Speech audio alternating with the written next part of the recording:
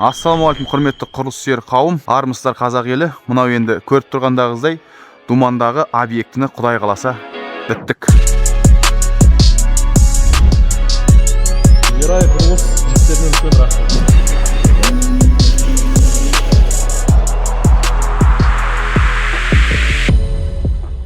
46 рабочий күнде, 44 күнде құйып біттік. Үйдің размері былай қарай 14-40, алдыға қарай 12-40. Және қосылған нәрсе алдында лестница, кіреберіс, негізгі, одан кейін терраса. Балкон ретінде алдыға қарай 1,20 шығардық, үсті 1,40, жан жағы 40-тан шықты. Ал енді мынау парадный дейді ғой, айтқанда негізгі баспалдақ үйге кіретін. Мына жерде жер кейін толады, мына жерге дейін. Сол кезде бұның бойы бұл да 17 болып қалады. Мына жер 17 сантиметр болады.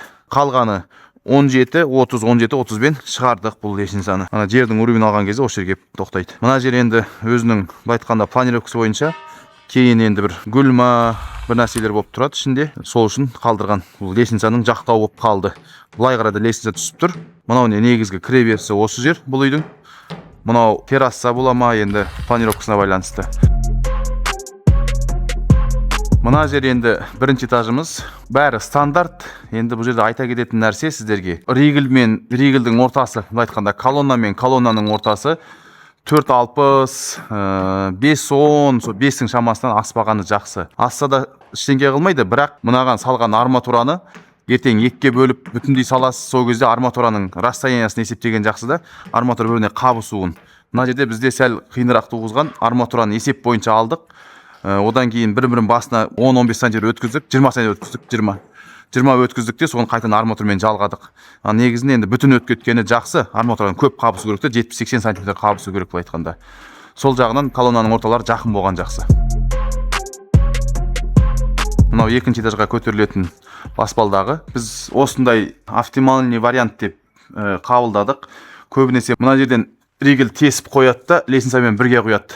Оған қарағанда мынау мықтырақ ұстайды. 20 сантиметр лестницаның астына көтеріп қоясыздар да, ары қарата лестница көтеріп кеткенге де жақсы. Кейін межкомнатный дейді ғой, айтқанда бөлме аралық бөлінген уақытта ары қарата стенасын жалғастырып кете береді. Сол жағынан айтқанда мықтылық жағынан да ертең ары қарата жалғастырып кеткенге де ыңғайлы болып істеп шығардық.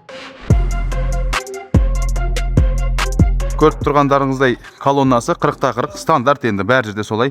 Екі этаж үй болғандықтан 30-30 салға болады. Енді бірақ нагрузкаға сол 40-40 дұрыс болады да. Өйткені бүкіл үйдің несін ұстап тұрған, салмағын көтеріп тұрған осы колонна болып есептеледі. Өзіміздің апалық жасап алғанбыз, вибратор салып құйдық. Бұл жерде айта кететін нәрсе, бұның чатыры тегіс болады ертең. Сол себепті мына жанына мына сияқты және айтқандай 40 шығардық міне. Енді алды нара балкон болғаннан кейін енді бұны 1,20 мен де тоқтатса болатын еді, өйткені жаңбырдың бәрі мына жақтан. Бірақ клиенттің сұрауы сол болды, алдын төбе жағын 1,40 өсірдік. Мына жерде былайынан комната жабылады проект бойынша. Мынау енді лоджия ашық терраса болады енді негізінде. Мына жер полный ашық болады, шетінде периласы болады. Мынау жәнегі 1,40 шыққан төбесі, өйткені мынау алды полный балкон. Подвалы размері 12-40-қа 14-40 болып құйылды. Бастапқысында ол подвал негізінде мына жерден болған. Осылай жартылай 3-тен 1 десек болады, енді 3-тен 1 подвал болған. Кейін мына жер қосылады ғой былай қарай. Сол кезде мынадан трещина болу мүмкін дедім, 50-50. Мына жақтың былай айтқанда осадка беруі, жерге тығыз сығылуы бөлекте, мына жақтығы бөлек. Соны айтқан жағдайдан кейін ол кісі ескере отырып, мынаны полный подвал қылуға бой бұрды. Енді бұл жерде енді айта кететін нәрсе, подвалда ұзыннан кеткен 2 ригель бар. Монолит ұстап тұрушы былай айтқанда, содан көлденеңнен 1 ригель бар. Колоннаны 40-та 40 қылған жоқпыз, 50-де 50 қойдық, өйткені 3-ші этажға дейін ұстап тұрған осы колонна болғандықтан подвалды 50-де 50 біз бердік. Подвалымыз 2,50. Енді біз апалқыны көп жағдайда подвалды 2-ге бөліп қоямыз. Міне мында 1 құйғамыз, 2 құйдық, 3-шісін монолитке жалғап жібердік. Ортасында мына сияқты жалғау болады. Бұл жерде каркасный вариантпен тоқыдық. Бүйтіп арматура қойдық та, осындай вариантпен, мынаның ішінде каркасный вариантта арматура жатыр. Мына ортасы ескамен байланып тұр.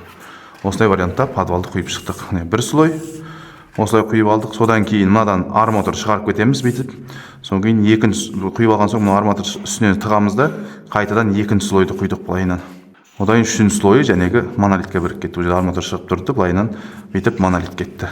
Подвал осылай биіктігі потолоктың 2,50. Мына канализацияның айтқанда гильзасын салып кету артықшылығы жоқ. Енді үйдің схемасы, былай айтқанда су жүрудің құбырлардың орны дайын болған кезде қалдырып кеткен жақсы. Артынан кейін енді болмай жатса 15 мыңға шақырып алмазный бурение деген бар, сонымен тестіріп аласыздар.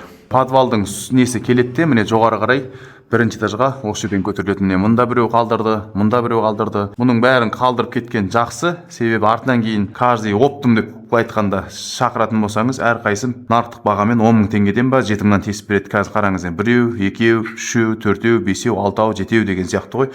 Мына екі тесік қалдырған себебіміз нарда газ пеш тұрады мына жерде. Соны газ пештің моржасына мынау жәнегі өзінің технологиясы бойынша қалу керек. Көріп тұрғандарыңыздай, бұл үйді Құдай қаласа бітірдік. Өзіміз жұмысымызды толық былай айтқанда адал, таза ниетпен атқарып шықтық. Еш нәрсесін ұрлаған жоқпыз, еш нәрсесін артық жіберген жоқпыз. Енді бірақ нәрсе төбесі жәнегі облегченный біздің монолит болып құйылу керек болған, бірақ артынан кейін клиенттің ойы өзгеріп, төбесін цельный монолит қылып қалдырды. Арматура 20 тонна кетті, 300 куб шамасында бетон кетті. Жұмыс істеу уақыт жағын айтатын болсақ, бұл жерде 6 жігіт келіп жұмыс істеді. Келіп тексеріп отырдым жұмыстың барысын. Арматура тоқылы, оны бетон құйылатын кезде міндетті түрде келіп отырдым. Бұл жерге кеткен уақыты 46 жұмыс күні кетті. Қазір полный апалыпсын шешіп, бүгін Құдай қаласа мына жерді босатып кетеміз.